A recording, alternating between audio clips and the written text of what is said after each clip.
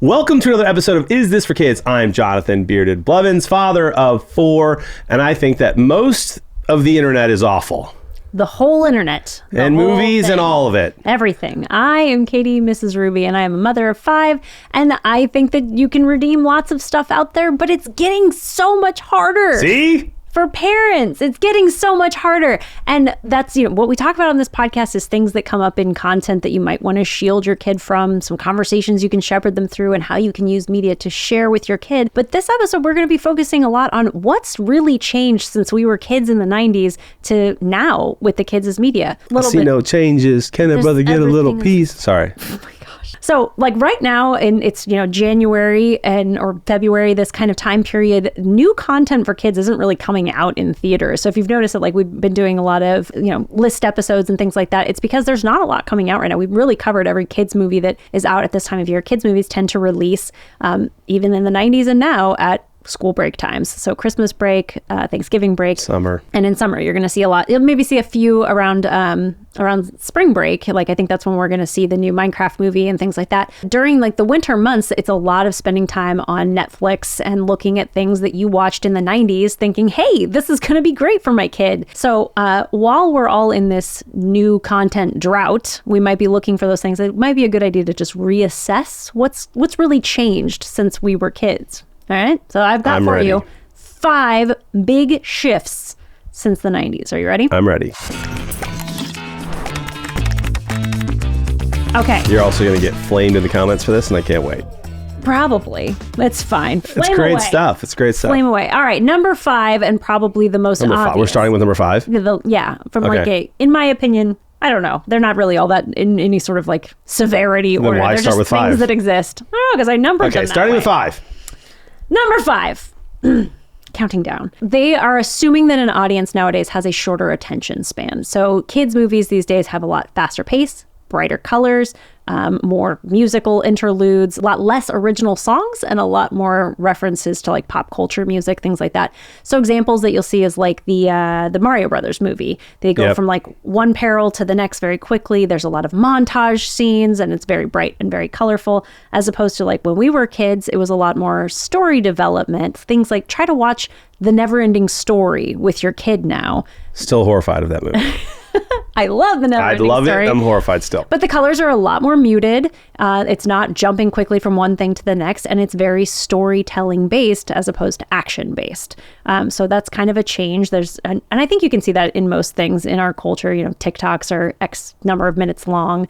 Kids just don't have the attention span that they used to have, and the media is reflective of that. Correct. All right. So number 4, for no reason at all, I've numbered them backwards.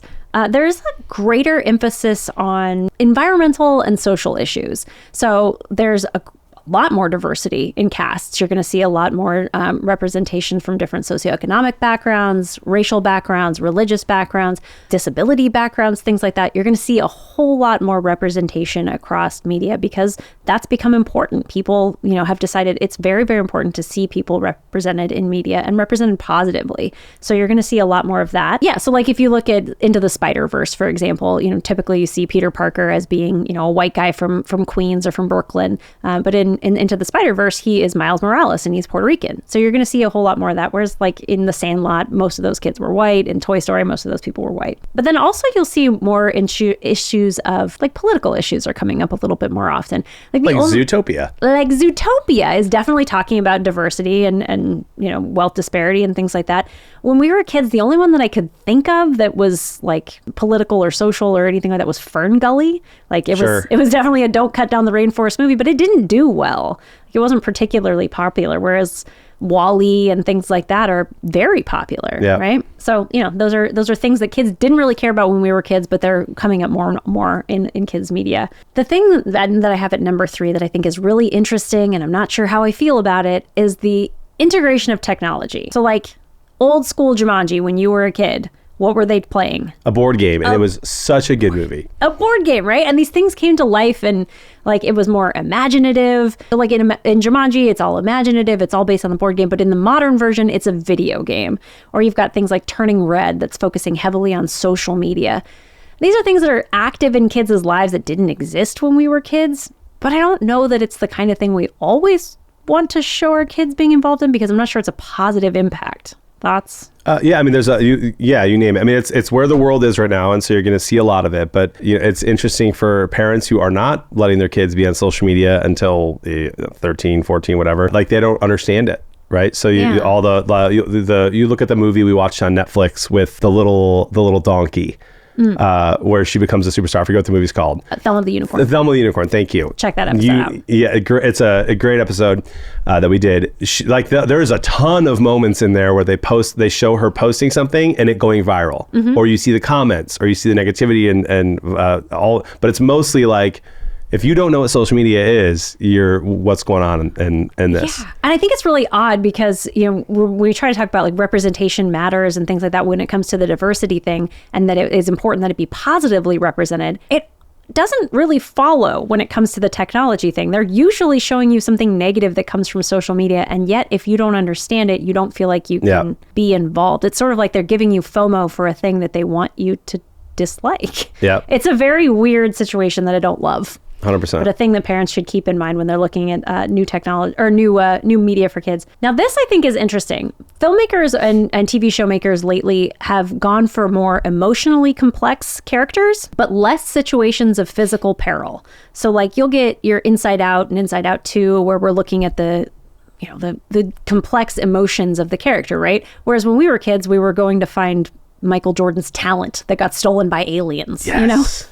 Like it's not terribly emotionally deep when we were kids. We weren't dealing with those kinds of issues. Those have all been put in there, but in their place, they've taken away any like physical peril that a kid might get in. So like in Hook, those kids are flying and doing crazy acrobatics and they're all taking care of themselves. But that's not really present in, like, now we've got minions who can't get hurt. Yep. That kind of thing. Very strange. It is interesting. Yeah. I'm just hearing Rufio chant in my head from Hook. I'm sorry. Oh. Yeah, it was one of the things that you said when we talked about Goonies, as you were like, these kids are all running around outside and nobody really does that anymore. And this is where I'm like, this might be where the 90s has something on us. Like, it's not great that we only had white characters in the 90s, but it's not great that we're not letting the kids get into anything now. Like, they're kind of wimpy. We need more adventure. Yeah, a little bit more adventure. The last thing that we're going to talk about, we're only going to touch on it just a little bit because we're going to do a whole episode on it later this week. It's that movies these days are a little bit less direct in the sexual things that are brought up in movies. And when I say that, I mean like when we've talked about Trolls Band Together, they make bondage jokes, right? They make these jokes that are real niche. They're definitely sexual, but a kid wouldn't recognize it unless the kid had gotten down some real interesting rabbit holes, right? Yeah. Whereas when we were kids, movies like Liar Liar, which we're going to discuss next week, or Ace Ventura, openly and obviously about sex. So that's kind of been removed from content and kind of at the request of the kids. Like, there's this new study that came out that was published on NPR last October talking about how Gen Z and teenagers do not feel comfortable seeing sex in their thing, or romance in general. So that's a huge change from when we were kids. That is probably a bonus for parents because there's a lot less, direct sexual content. But it does have some weird implications that we're going to talk about later in the week. I want to hear all of your thoughts on this. It's going to be scary. Don't let your kids watch the next episode is what I'm saying. Don't do it. It's not for kids. Interesting. All right. So there's some broad overviews of how things have changed since we were young. If they had some questions, they wanted to look for a specific 90s movie that we may have done a review of, where would they find it? You need to do this. It's important because often it comes up where we're like, man, I remember this movie being awesome when we were kids. And then we rewatch it and we're like, what the heck? That's kind of how the whole podcast started. And so check out isthisforkids.com. Go to our YouTube. Ruvi does a great job of having everything kind of sectioned off. And so you can go look for all the different categories that you'd like to see. Isthisforkids.com will point you in the right direction for all of those things. Yeah. Hey, there is so much content out there for us to wade through as parents. I'm Jonathan Beard of Blevins. I'm Katie, MrsRuvi. Let us help you decide. Is this for kids?